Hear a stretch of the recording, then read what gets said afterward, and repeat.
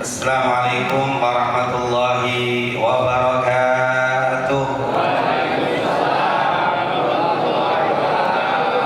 Alhamdulillah wassalatu wassalam ala rasulillah wa ala alihi wa man walah. Rabbi shrah li sadri wa yassir li amri wahlul 'uqdatam min lisani yafqahu qawli. Subhanaka la ilma lana illa ma 'allamtana innaka antal alimul hakim.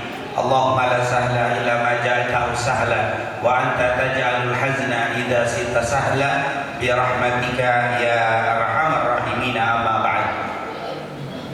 Segala puja dan puji kehadirat Allah, salawat serta salam selalu kita sampaikan kepada kekasih kita, junjungan kita, juru selamat kita, Nabi yang terakhir, Rasul penutup, yaitu Nabi kita Nabi Muhammad sallallahu alaihi wasallam, para keluarga, sahabat, tabi'in serta seluruh umatnya yang selalu beristiqamah mengikuti sunnah-sunnahnya hingga yaumul qiyamah. Alhamdulillah, di malam yang sangat-sangat penuh dengan rahmat dan berkah dari Allah SWT, Allah kumpulkan kembali kita di salah satu rumah di antara rumah-rumah Allah. Seandainya Bapak Ibu duduk di tempat ini tanpa membaca apapun, tanpa membaca sholawat, tanpa membaca atau mendengarkan Al-Quran, duduknya kita menjadi ibadah. Apalagi di malam ini kita membaca kalimat-kalimat thayyibah, ditambah lagi kumpul dengan para guru-guru kita, para kiai, para asatidz. Ini merupakan malam yang sangat istimewa bagi kita, dan insya Allah duduknya kita di tempat ini menjadi sebab dikabulkan semua hajat-hajat kita, dimudahkan segala urusan kita. Wabil khusus sahibul haul, yaitu almarhum Bapak Haji Abdul Manaf bin Amil Lisan, dan juga almarhumah Hajjah Manih binti Amil Haji Manah, dijadikan kuburnya raudhah min riyadil jannah, diluaskan kuburnya dengan rahmat dan ampunan Allah, dan semoga anak-anak, cucu-cucunya, keturunannya semuanya dijadikan anak-anak yang saleh dan salehah, dicatat sebagai anak-anak yang berbakti. Amin ya rabbal alamin. Cukup banyak hadir bersama kita para guru-guru kita yang tentunya tidak bisa kita sebutkan satu persatu, tapi insya Allah tidak mengurangi rasa hormat kita semua kepada guru kita. Kita doakan semoga guru-guru kita semuanya panjang umur, sehat walafiat, dimudahkan segala urusannya dunia wal akhirah. Amin ya rabbal alamin.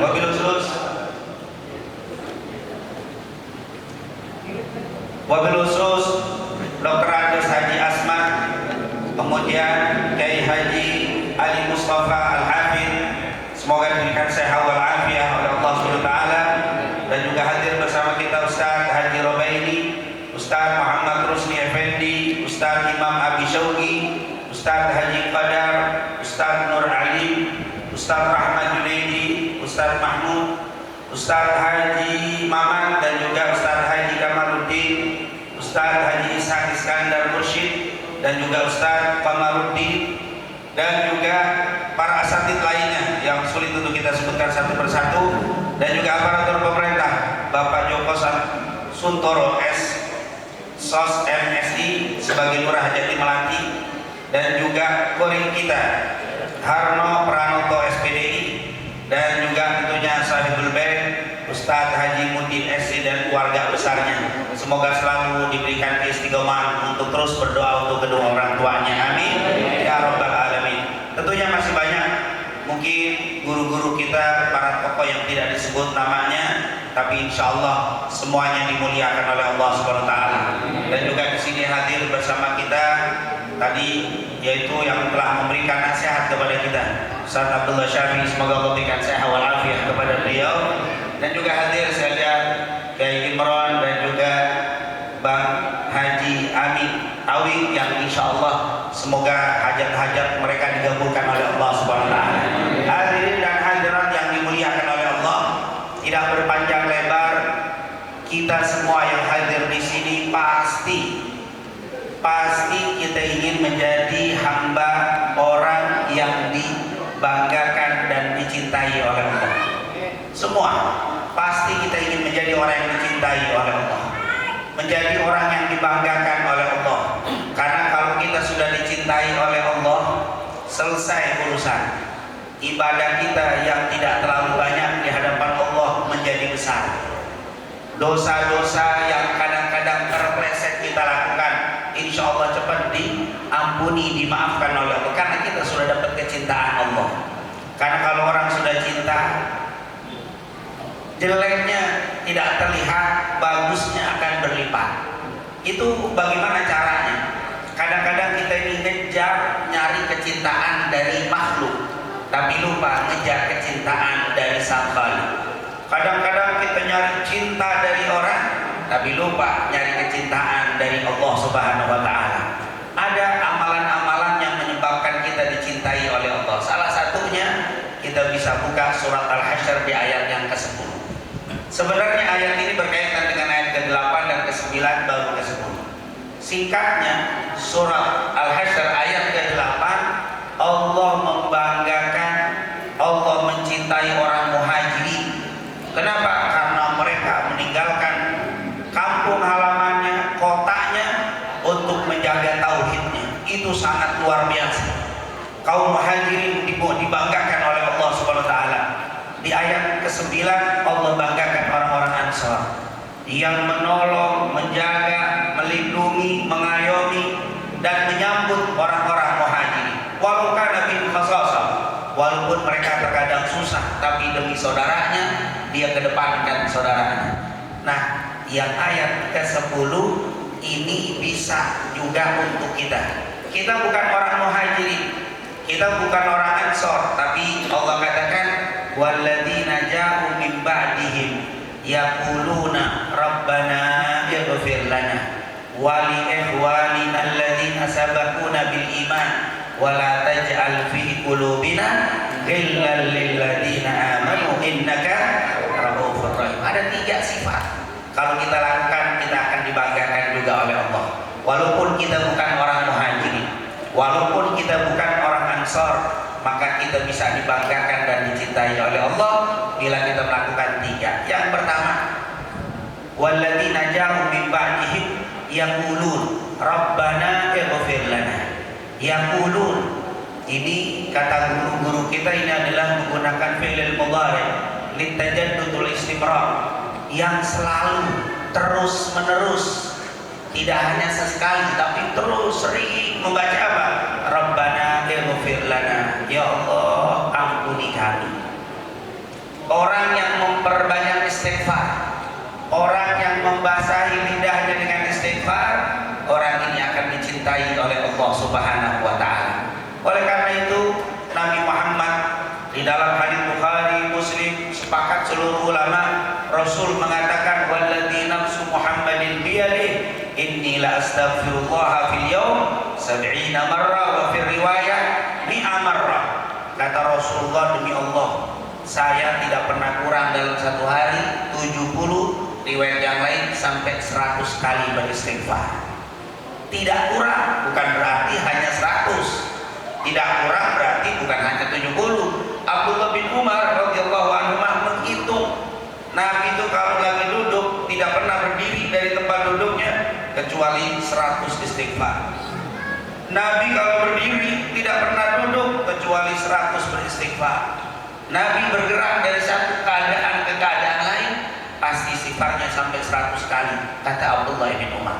Oleh karena itu Abu Hurairah mengatakan, wallahi saya tidak pernah kurang istighfar 12.000 kali per hari. 12.000 kali per hari, 12.000. Padahal Abu Hurairah kita tahu selalu sholat bersama Nabi, selalu duduk dengan Nabi, bahkan meriwayatkan hadis terbanyak sampai 5.374 hadis. Luar biasa menyampaikan riwayat hadis sangat banyak, tapi istighfarnya 12.000 kali per hari. Kenapa?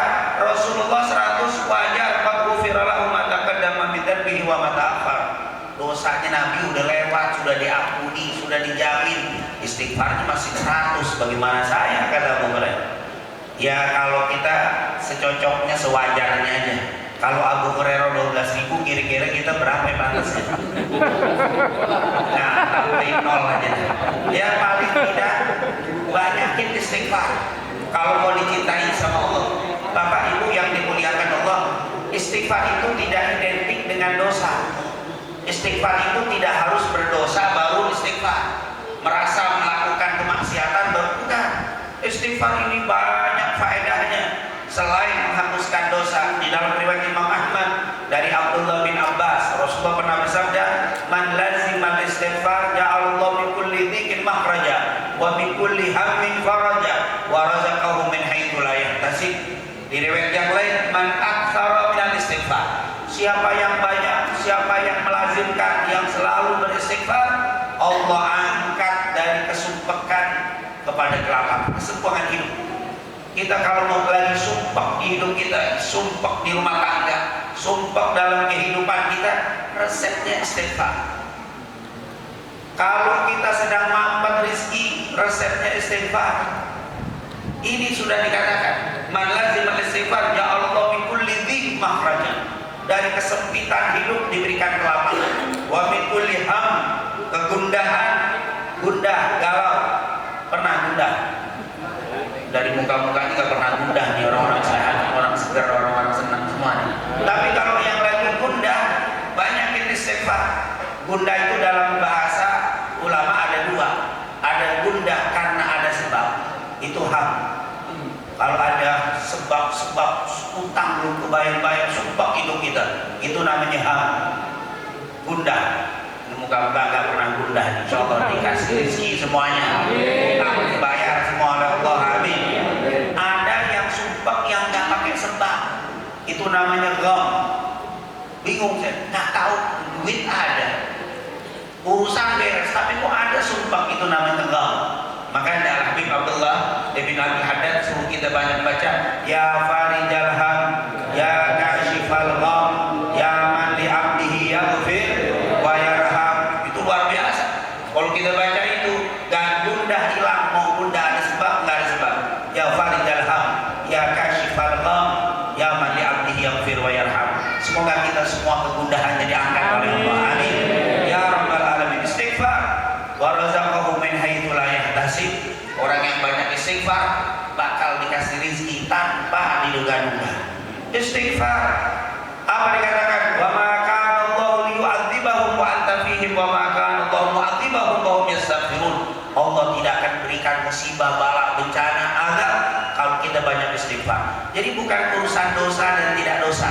Salah satunya Allah akan cintai kalau kita banyak beristighfar. Alhamdulillah, terlebih lagi di bulan Rajab.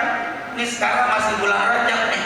Guru-guru kita sering nyuruh banyak, Rabbighfirli warhamni wa tub alayya. Disuruh banyak bulan Rajab, bulan istighfar, sampai sering disebut istighfar Rajab. Ini istighfar Rajab perbanyak. Insya Allah bulan Rajab ini kita hiasi dengan istighfar. Allah angkat segala kesulitan kita, Allah angkat kegundahan kita, Allah buka pintu rizki kita, Allah menjauhkan kita dari bala, bencana, musibah, dan Allah jadikan kita orang-orang yang dicintainya. Amin ya rabbal. Resepnya istighfar. Alhamdulillah. Kenapa saya bilang alhamdulillah? Gampang istighfar. Astagfirullah, astagfirullah, istighfar udah. Mau panjangan dikit, astagfirullahaladzim, astagfirullah, cukup. Agak panjang, astagfirullahaladzim. Mau baca sayyidul istighfar juga boleh. Allahumma anta rabbi la ilaha illa anta khalaqtani wa ana abduka wa ana ala hadika wa hadika masa. Tapi kepanjangan, gak usah udah. Cukup astagfirullah, astagfirullah, alhamdulillah. Yang kedua amalannya, kalau kita mau jadi orang yang dicintai Allah, selain kita banyak membaca istighfar atau baca istighfar kepada Allah, yang kedua walladzina ja'u min ba'dihim yaquluna rabbana ighfir lana. Yang kedua wali ikhwanina, dan mohonkan ampun untuk saudara-saudara kita. Ikhwan ini beda dengan ikhwah. Di dalam penjelasan para ulama ada yang mengatakan ikhwan itu biasanya persaudaraan yang tidak ada hubungan nasab. Tapi kalau ada hubungan nasab, kakak adik, namanya ikhwah. Makanya ketika cerita Nabi Yusuf, wa qala Yusuf li ikhwatihi, ketika Yusuf berkata kepada saudaranya, karena ada hubungan nasab disebut ikhwah.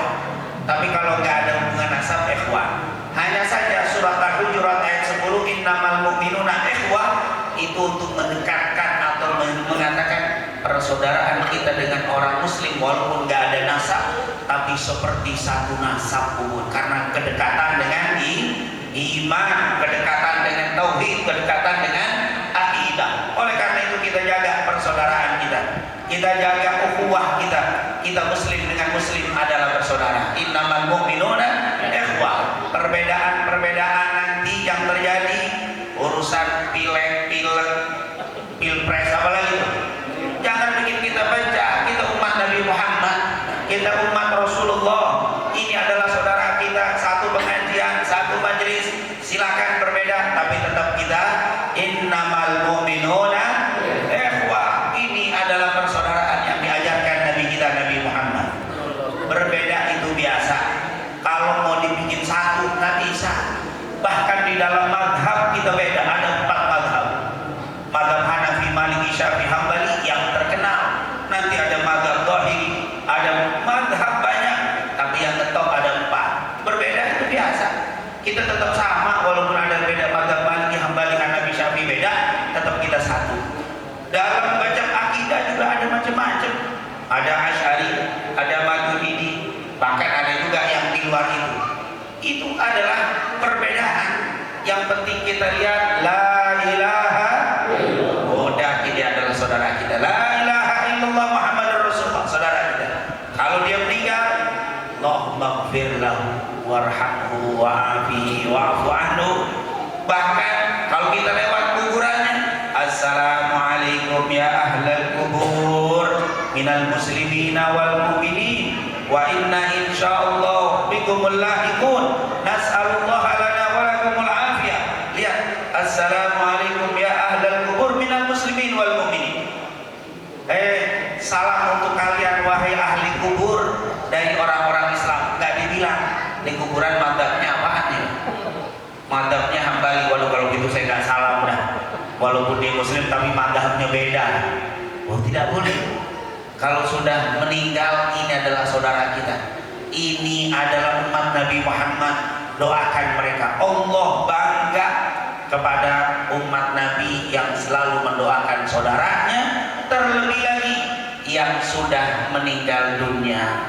Alhamdulillah kita kumpul di malam hari ini tidak lain dan tidak bukan kita mendoakan sahibul haud. Boleh jadi di antara kita ada yang kerabat dengan sahibul haud, ada yang sekedar kenal dengan sahibul haud, ada yang berhubungan nasab dengan sahibul haud, tapi tidak sedikit yang tidak kenal dengan sahibul haud, tidak pernah ketemu dengan sahibul haud, tapi saya tahu dia adalah umat Nabi Muhammad, dia adalah umatnya Rasulullah. Saya kalau doain beliau, saya akan menjadi orang yang dibanggakan oleh Allah Subhanahu wa Ta'ala. Maka saya datang, saya berdoa dengan ikhlas karena Allah. Saya berdoa untuk sahibul haud. Maka datangnya kita bukan untuk almarhum dan almarhumah saja, faedahnya bukan untuk sahibul haul saja, tapi faedahnya kembali kepada kita. Kalau kita ikhlas mendoakan saudara kita yang telah meninggal dunia, maka kita akan dijadikan kekasihnya Allah Subhanahu. Kita akan dicintai oleh Allah. Nanti kalau Bapak meninggal, akan banyak yang mendoakan kita. Kenapa? Karena waktu masih hidup saya sering doain saudara saya. Karena saya waktu masih hidup, saya sering doain tetangga saya, saudara saya, teman saya, umat Nabi sering saya doakan. Maka nanti kalau Bapak meninggal banyak yang doain. Tapi kalau Bapak nggak pernah doain yang sudah meninggal, nggak mau ngedoain umat Nabi, maka kalau Bapak meninggal nggak bakal ada yang doain. Jangankan jamaah masjid, keluarganya juga ada yang doain. Habis dikubur ditinggalin, Pak. Ada nggak yang begitu? Bapaknya meninggal, anaknya nggak mau doain, istrinya jangankan mas jamaah, jangankan tetangga, keluarga nggak mau. Subhanallah, ini jangan sampai.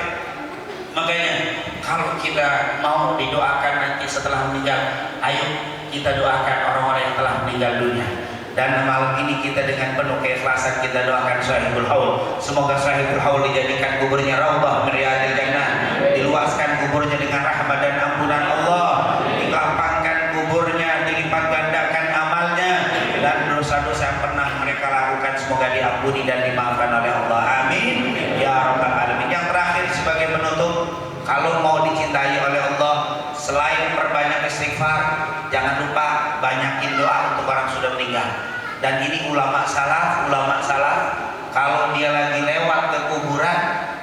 salam kepada ahli kubur yang muslim ya.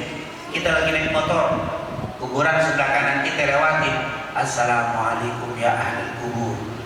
Kalau kita bisa lebih panjang nggak bagus, yang diem sedikit cukup. Assalamualaikum ya ahli kubur minal muslimin wal mu'minin boleh. Atau assalamualaikum ya ahli kubur, syukur-syukur bapak, al-fatihah. Fatihah adalah. Sebagian ulama kalau lewat kuburan, assalamualaikum ya ahli kubur, kemudian membaca qul al-falaq an-nas, lalu dia niatkan bacaan qul al-falaq an-nas tadi untuk ahli kubur. Maka ini merupakan amalan para ulama. Rasulullah begitu banget. Nabi itu rumahnya Masjid Nabawi dempet. Gak jauh dari rumah Nabi itu ada kuburan baki. Rasulullah itu kalau lagi jalan lewat baki ini, Rasul jalannya ke sana. Ini baki. Nabi berhenti dulu menghadapkan wajahnya ke arah baki. Assalamualaikum ya ahlal baki al-gharqad. Rasul menghadapkan wajah. Ya kalau kita nggak ada, kalau naik motor begitu kan taat, susah kita. Berhenti dulu ngadep begini diklaksoni 5 orang. Udah kita jalan aja ya. Assalamualaikum ya ahlal kubur. Oh itu amalan Nabi Muhammad sallallahu alaihi wasallam. Jangan putus doain mereka, insya Allah kita akan dicintai oleh Allah. Yang terakhir sebagai penutup adalah amalan ketiga supaya kita dicintai oleh Allah di ayat ini saja. Tentunya di ayat yang lain atau di hadis lain cukup banyak. Hanya mengambil di surat Al-Hasyr ayat ke-10, wala taj'al fi qulubina ghillan lil ladzina amanu. Ya Allah, jangan kau jadikan setitik kebencian di dalam hati ini terhadap orang-orang yang beriman. Subhanallah. Bersihin hati, jaga hati, jangan ada kebencian dengan umat Nabi Muhammad. Umat Nabi Muhammad yang hidup atau yang sudah meninggal dunia, bersihkan hati. Orang tidak akan bisa menjadi kekasihnya Allah kalau hatinya tidak bersih. Yauma la yanfa'u malun wala banuna illa man atallaha biqalbin salim. Hati harus bersih. Apa kata Syekh Abu Bakar bin Salim? Wallahi, seandainya aku disuruh milih jadi ulama dengan ilmu yang berbagai macam bidang ilmu dikuasai, atau menjadi orang yang punya hati bersih, aku pilih menjadi orang yang hati bersih. Kenapa? Karena orang yang akan disambut dan dicintai oleh Allah adalah orang yang punya hati bersih. Oleh karena itu bersihkan hati kita dari kedengkian, kebencian dengan saudara kita umat Nabi Muhammad sallallahu alaihi wasallam. Jaga persaudaraan kita, jaga kecintaan kita. Kalaupun ada yang sedikit-sedikit ya beda sama kita, ya udah, selama masih bisa ditolerir, ayo kita saling menghargai, saling menghormati. Tumbuhkan cinta dengan umat Nabi Muhammad, kita akan dicintai oleh Allah Subhanahu wa taala. Semoga apa yang saya sampaikan walaupun singkat ini bisa kita amalkan dalam hidup keseharian kita, sehingga kita semua dijadikan para kekasihnya Allah Subhanahu wa taala. Lebih kurangnya saya mohon maaf. Assalamualaikum warahmatullahi wabarakatuh.